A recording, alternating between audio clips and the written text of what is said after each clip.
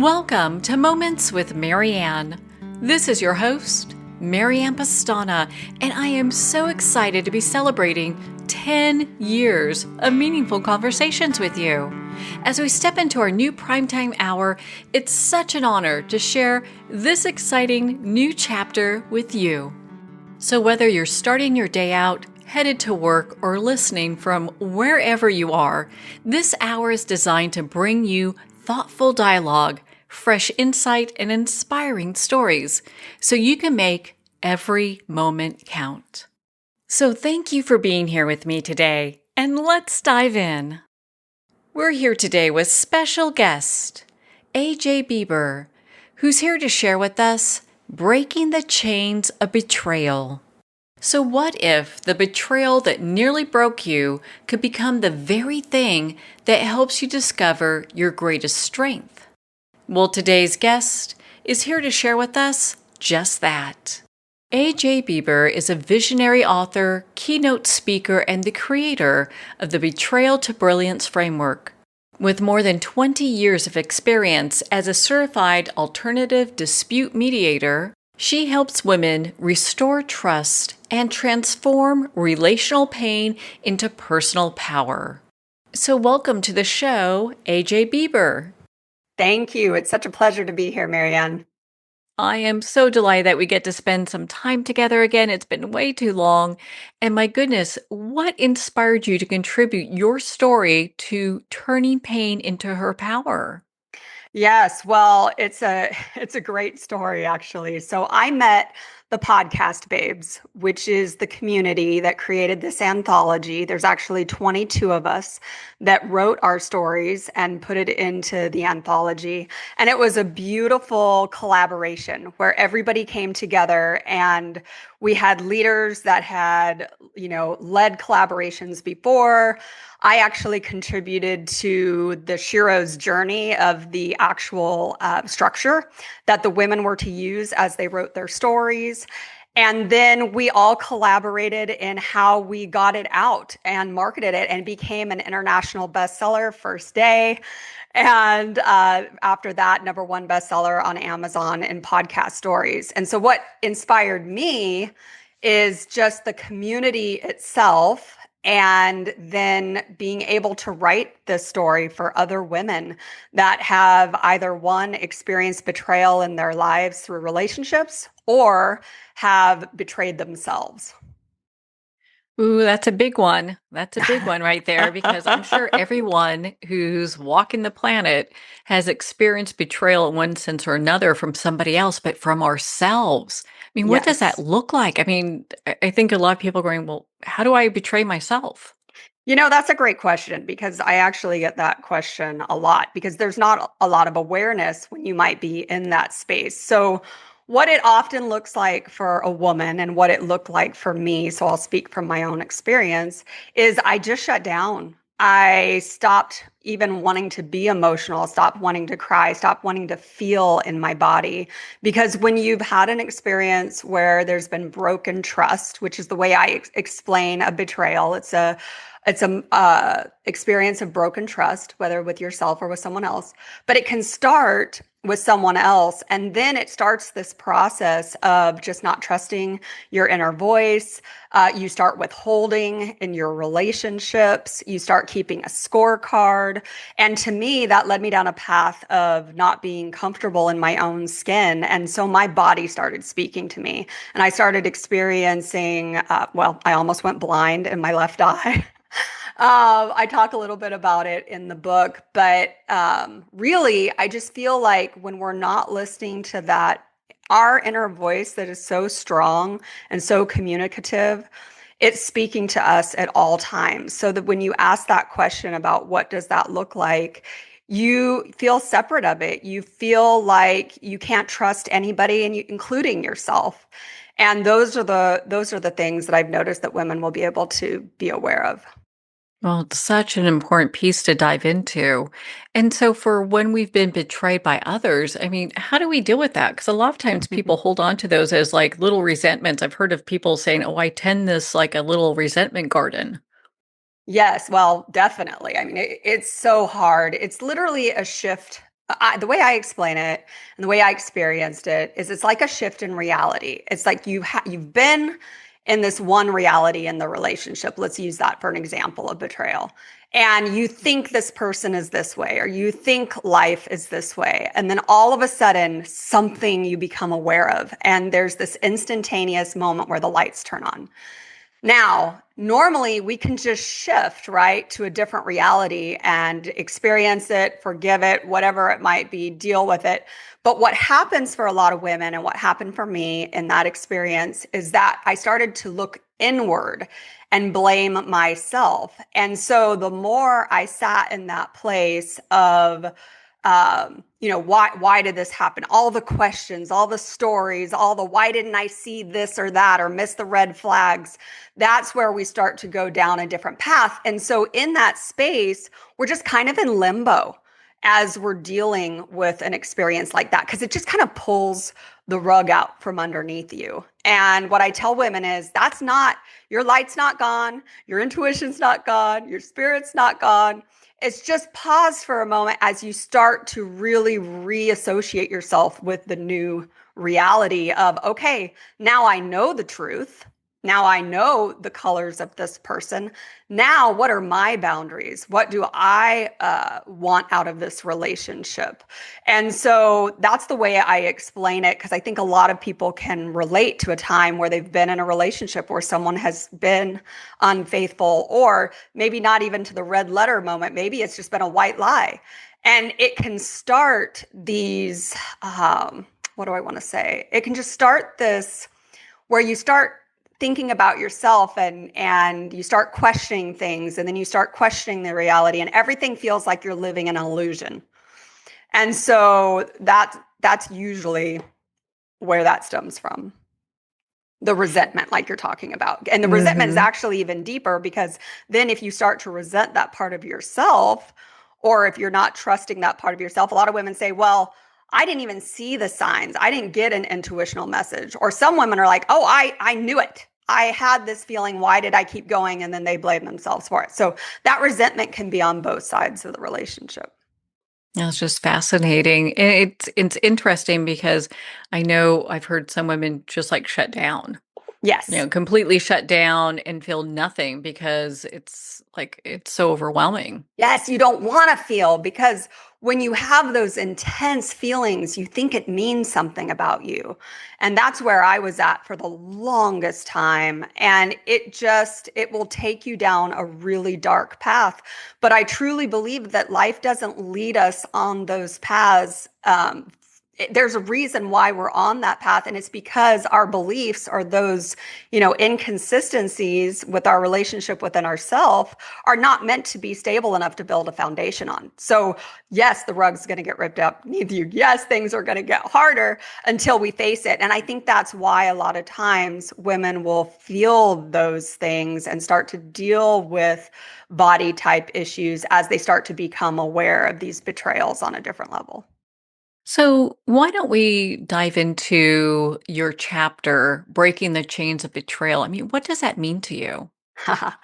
It means the legacy that I came from.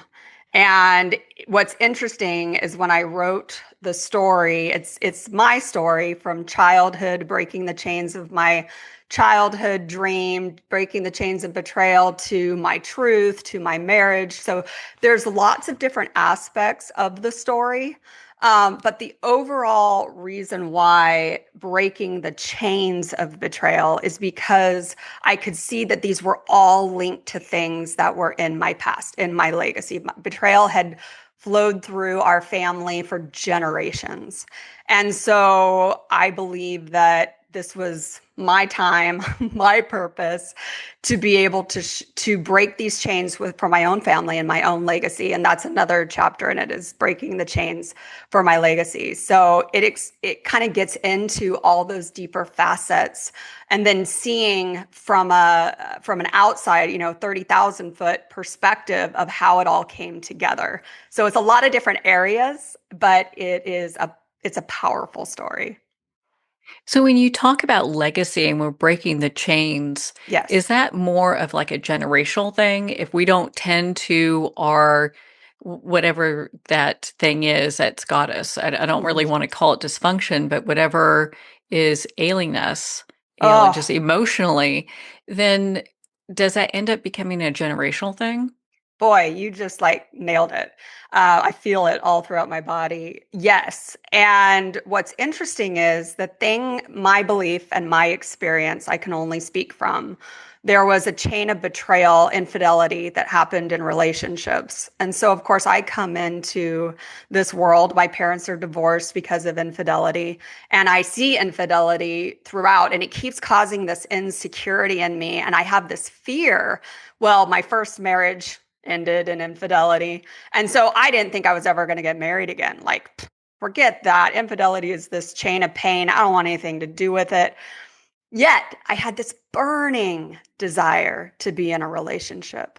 And so I had to navigate all of that. And what I found through my own healing and breaking the chains is that it was a whole different perspective of human desire and what that means, sexual energy. I know we met, what, 10 years ago about my other book, You and I Inc., the connection of sexuality and spirituality, and this power of human desire and attraction. And what happened for me when you read the story about breaking the chains of betrayal and where I came to at a point in my own life to face this monster is I realized that I could have compassion for my parent that went through that because I understood it on a much deeper level. So yes, generationally, I believe, that came through the line.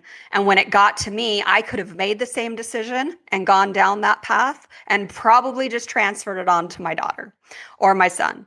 But instead, I was given this awareness at a whole nother level that brought compassion and forgiveness and changed my life. Well, I can't believe it's been 10 years. Oh I my know. goodness. I was thinking about that when you said it. It was like, oh boy. Because I mean, I felt your story even back then. I mean, it's so Yes. evergreen and it's so relevant for so many women, so many people who are going through levels of just heartbreak Whew. and, just dealing with life happening to us and Yes. how we can change that in such a positive way, which I know you are one of the top people in being able to do that.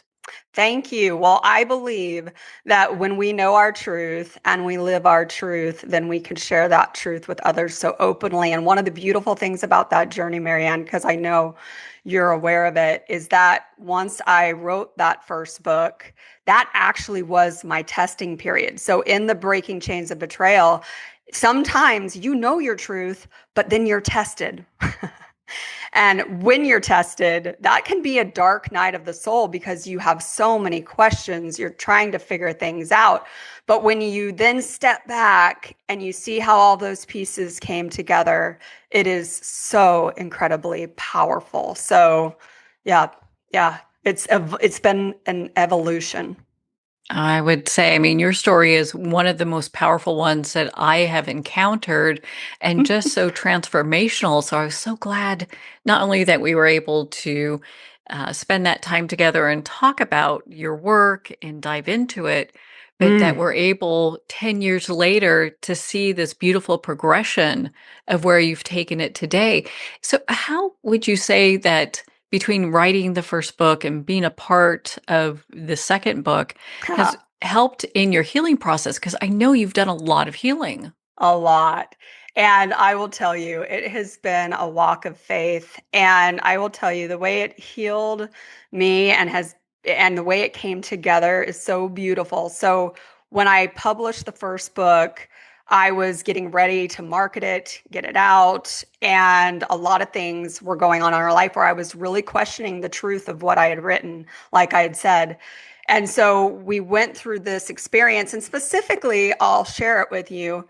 For me, I had wrote this book about energy, life force energy of desire, human attraction, right? and how powerful it is that two people that have that energy can create anything together. That book was inspired because my husband and I had created our empire together. And I just wanted other people to really tap into that and understand what that is, and find that feminine energy and that attraction and that life force energy, right? And then when I started to get that public, that's when I ran into my test of my own truth. And through that, I ended up coming to this place where we had to we sold our house in Denver. We ended up moving here, no friends, no family, restarted our business, not even knowing what was going to end up happening. We collapsed our entire empire, came here and rebuilt our marriage, rebuilt our life together, and all on faith. And it was so powerful. So the second part of that with this book is that when I met this group of amazing women, and the stories in here are just going to blow you away. Not just my story, but the other 21 stories about grief, about friendships, about so many different aspects of life. I met them, and it was just this instant connection. And so what changed is, I believe that when we really truly desire something, and it's at a timing where you meet someone who is also desiring the same thing, that's the win-win-win experience. And you don't have to put forth that effort to market. You don't have to, just kill yourself and grind yourself and all of these things that I was doing. And so instead, when I let go, I surrendered. We came back. The story is amazing. You'll have to read it as to the journey of faith. But where I'm at today with that collaboration is, it came into my life, and then I was invited onto the stage, and then I was invited to share the story. And so I didn't have to push. I didn't have to, make my way or put my mask on or do any of those things. It was just an invitation that life opened up, and has continued to open up even with this beautiful interview with you. Oh my goodness. Well, I always love that we get to spend time together, and obviously it's not near enough as what we need to, because you're such an inspiration. When you're working with women and helping them just understand their path, what are some signs that someone might still be carrying those like unresolved betrayal wounds? Whew. Fear. You're going to be in fear that if it's infidelity, mine was fear of infidelity. If it's, I don't know if I trust this person, and you've got this very guard up, and you can't be vulnerable to share your truth of your boundary, that's a huge red flag, because intimate relationships, no matter what level they are, friendships, intimate relationships, is all about being true to yourself. So the biggest thing I see with women is when they can't, they don't even know their own truth, and they're trying to figure out what they want to do in a relationship. Or, I'll give you an example. One of the clients that I worked with, she's incredible. She's a real estate agent, very, very successful.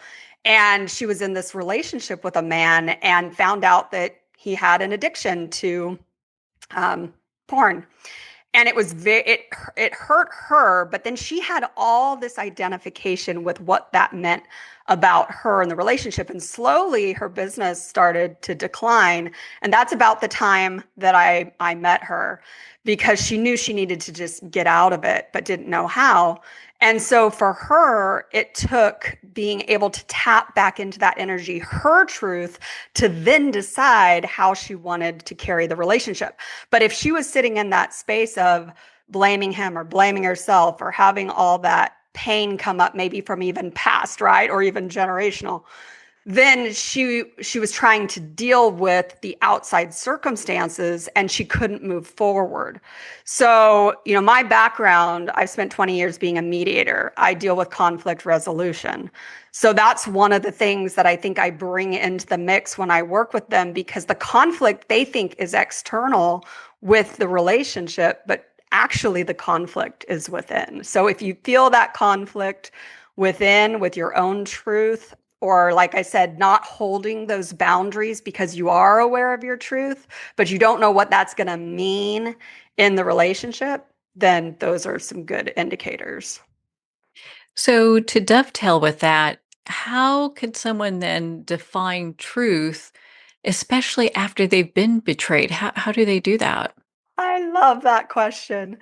The way I believe someone defines, I don't hold their truth. You don't hold their truth. Nobody holds our truth. That's something that we look within. So as we ask ourselves better questions and we can be put on that path, we will be very clear on what that is. So it starts with getting out of that fog. I think one of my favorite sayings, and I can't remember who says it, is or Einstein said, you can't solve a problem with the same level of thinking that created the problem in the first place, right?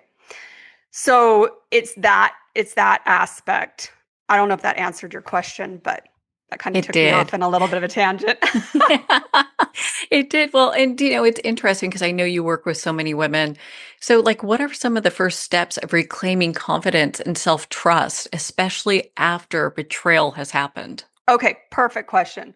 So, when you are in a place where you're not trusting, again, when you take it within, then you're going to start to see where that conflict is showing up. And that's kind of just ignite the light. That's the program that I created that allows a woman to be able to take that inward journey, even on her own, and be able to do that to see where is the conflict. Now, when you see where the conflict is showing up, what ends up happening is now you've got both sides of the story. So a mediator brings two people in, they can see everything from the 30,000-foot view, right?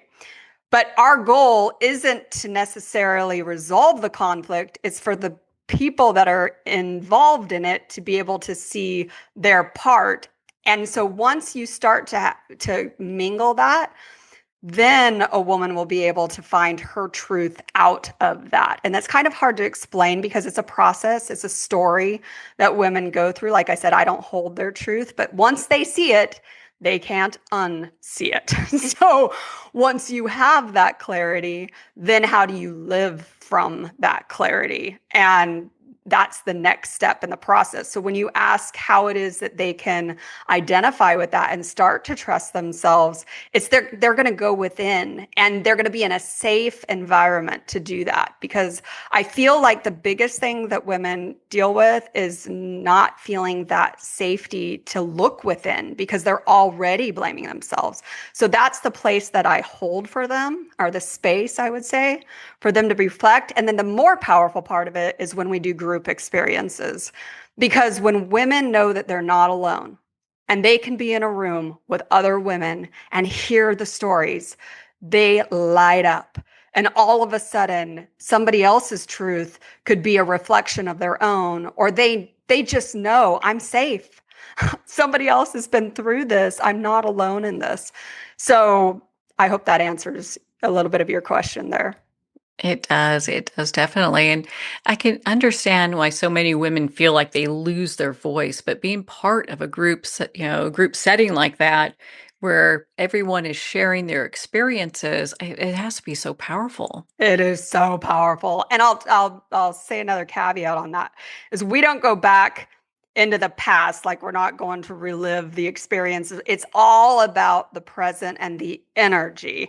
So it's that life force energy, because something has dimmed that life force energy, and it's all the questions, it's all the conflict.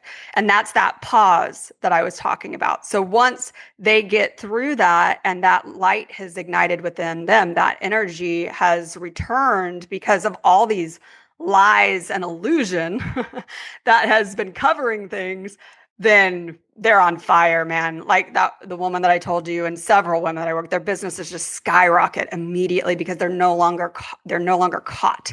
So I really believe that what this does is it opens up a woman to her purpose to be able to live and help others as the way she's intended to do. So yeah, it's powerful. I would think that there might be some common threads that you see with the women that you work with. Yes, I would say the common thread that I see, and the reason why we named it kind of that betrayal to brilliance, is the self-betrayal piece, because they think they can't handle what happened in the relationship or the mistrust. Or I've even had women come in from the opposite side that just have lack of desire for their partner, which if there's a lack of desire, it's going to cause that. on the other side, right, of betrayal, because there's going to be an attraction that might lead to an infidelity. So this energy that we're talking about spreads widespread, but the common thread is always that piece. It's that energy, that life force energy that they are shutting down on some level. And they feel it. They feel it because they feel depressed or they feel like they can't handle life anymore or their relationship is in jeopardy and they're trying to decide if they're going to stay in this relationship or not. And there's no right or wrong to the result of what they choose. The common thread is they get clarity on what it is for them and that aspect of their life so for themselves to regain and reignite that. And I won't even say reignite, ignite that energy, because they don't have to reignite anything. It's already there. They just get this very clear picture of truth that allows them to move forward. And it's women. That's why I work with women. So the common thread is that feminine energy across the board. You must see so many women that get to this place where they've been dimmed for so long. Lighting up must be just a beautiful experience for them. Oh, it's so beautiful. I lots of tears, lots of thank you note, lots of but it's them and it is the most gratifying and beautiful thing to experience when a woman lights up again. And she's already light. I can see it in her when she walks in the door, but for her to see it in herself is a whole nother level. Well, and so I would think it dovetails nicely with the title of the book, Turning Pain into Her Power. So, Yes. can you share on that for us? I mean, what does that really mean? Because it's so much more than that title. Ooh, it is so much more than that title. Her power. So, one of the very key differences about our book and the Shiro's journey versus the popular hero's journey is that sometimes the shift isn't a result that you see on the outside. It's actually what happens on the internal. We as women, I mean, if you think about it, and even anatomically, our womb creates new life. And so her power is the power of rebirth. It's the power of creation. And so all 22 women's stories in this book is about how they birthed a new part of themselves.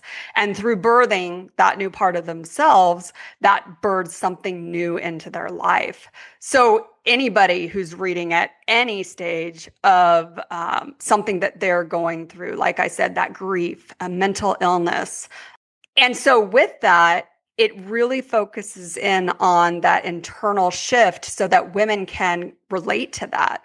Because I think a lot of times we see the hero's journey and it's very push, push, push, right? And that doesn't necessarily resonate with us as women because a lot of us just operate on a different level. We get those intuitive messages. We know we can wait. We don't have to push, but something happened in the transition that changed us as an individual. And so every one of the women in this book, that's part of their story. It seems like the push is more of a masculine kind of energy when Yes. women are more in that flow. I wouldn't say it's Yes. easy, but it's a flow. Yes, and that's a lot of what Ignite the Light goes into. So we talk about the masculine and feminine energy because the life force is both. It's the polarity that is within us.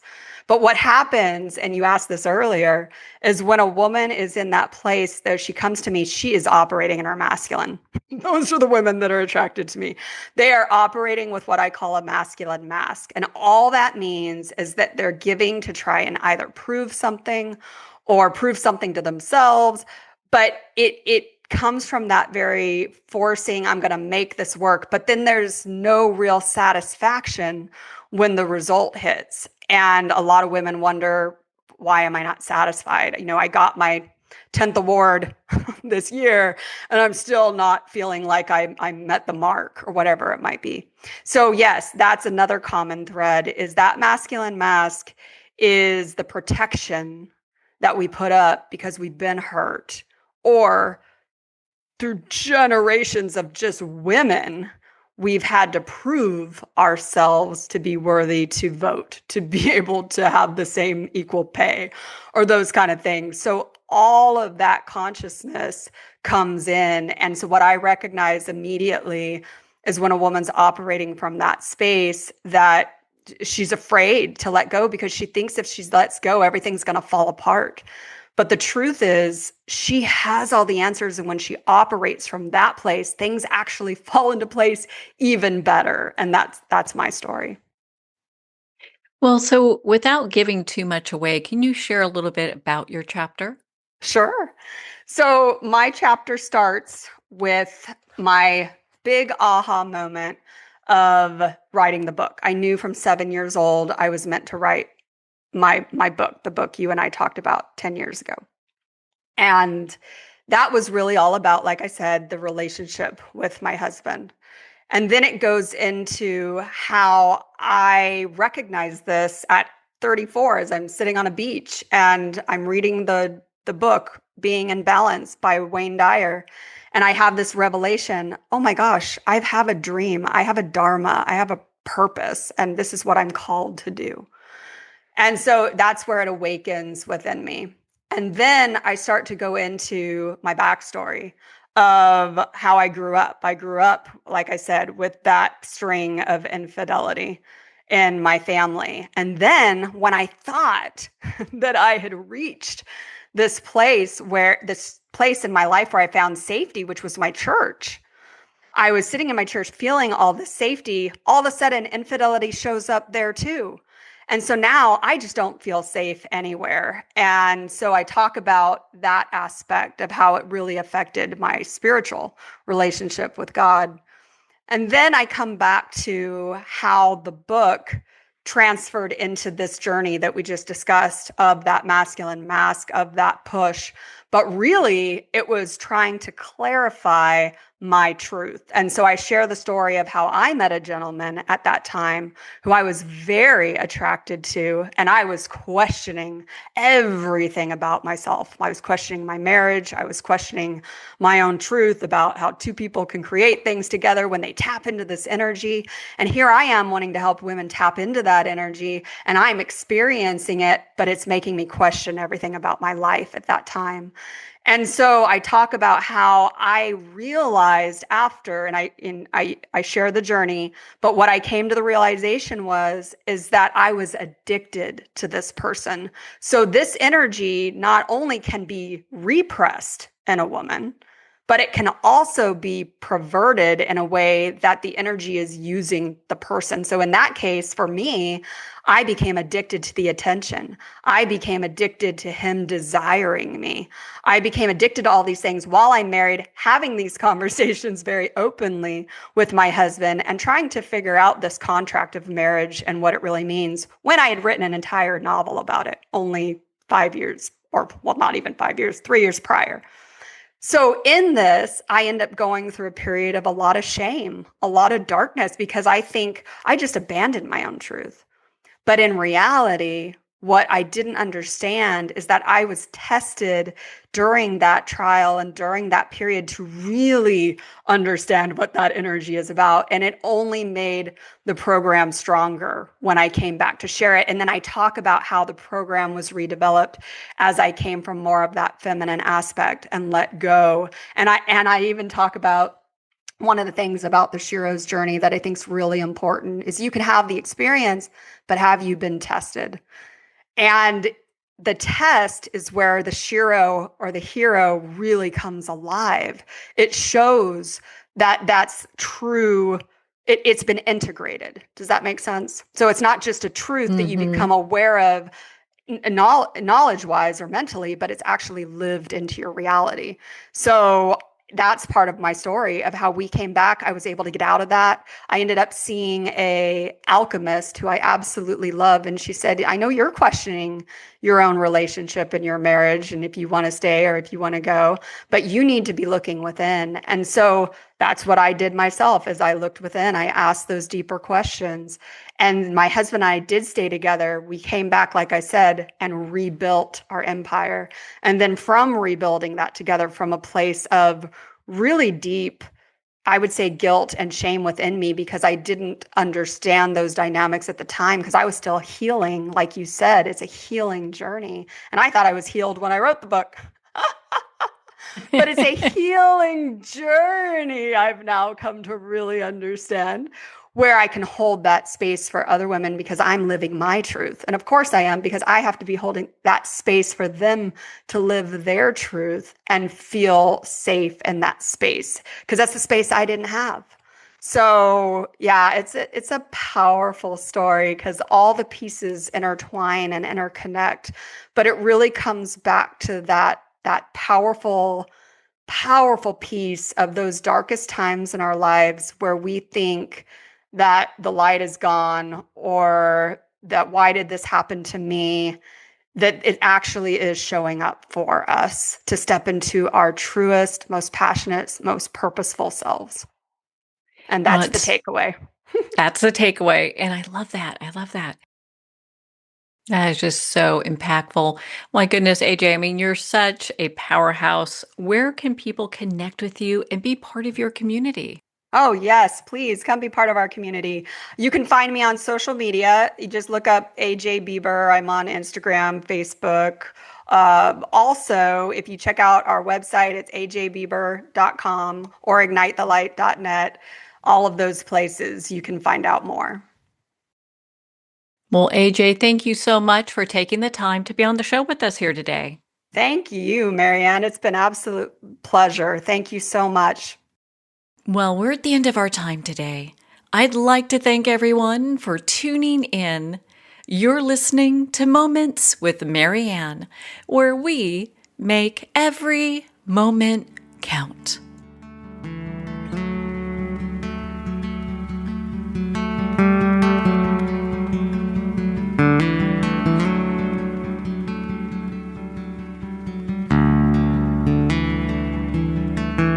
In a single moment, your life can change. Moments with Marianne is a transformative hour that covers an endless array of topics with the best of the best. Her guests are leaders in their fields, ranging from inspirational authors, top industry leaders, and business and spiritual entrepreneurs. Each guest is gifted and a true visionary, a recognized leader in her own work, and while teaching others to develop, refocus, and grow, Marianne will bring the best guest and sometimes a special surprise. Don't miss this. You never know just which moment will change your life forever.